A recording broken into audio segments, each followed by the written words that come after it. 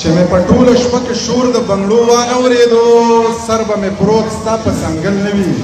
بالښته به وي چې مې په ټوله شپه کې شور د بنګړو وانه اورېدو سر به مې پروت ستا په څنګل نه وي بالښته به وي عکس نیمګړی دی د قد پته هیڅ نه لګي چې کلیواله ده نو مړه سمه لښته به وي عکس یې نیمګړی دی د قد پته یې هیڅ نه لګي چې کلیواله وي نو مړه سمه لښته به وي او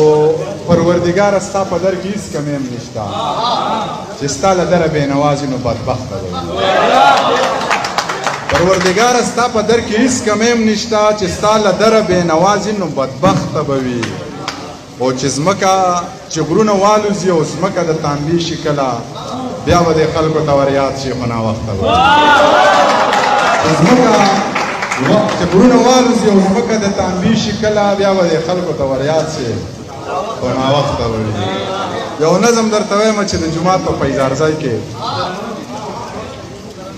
د جومات په پیزارځای کې یو سپین ږیری بابا ناست دی دواړه لاس یې لپه کړي د الله په نامه غواړي د الله نه یې نه غواړي څوک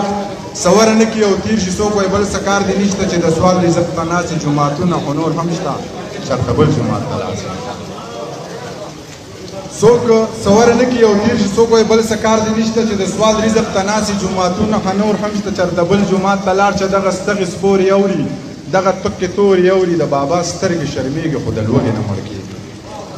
یا رحمان یا رحیم یا خالق یا رازق یا جبار یا قهار او توبه پروردگارا یا رحمان یا رحیم یا خالق یا رازق یا جبار یا قهار او توبه پروردگارا دا تصویر کو سړی وجنی دا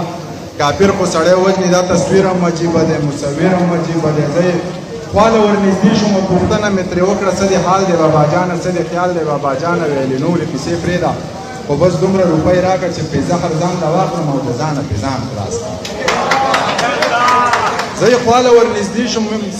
او پوښتنه مې ترې وکړه څه دې حال دی بابا جانه څه دې خیال دی بابا جانه ویلې نورې پیسې پرېږده خو بس دومره روپۍ راکړه چې پې زهر ځان له واخلم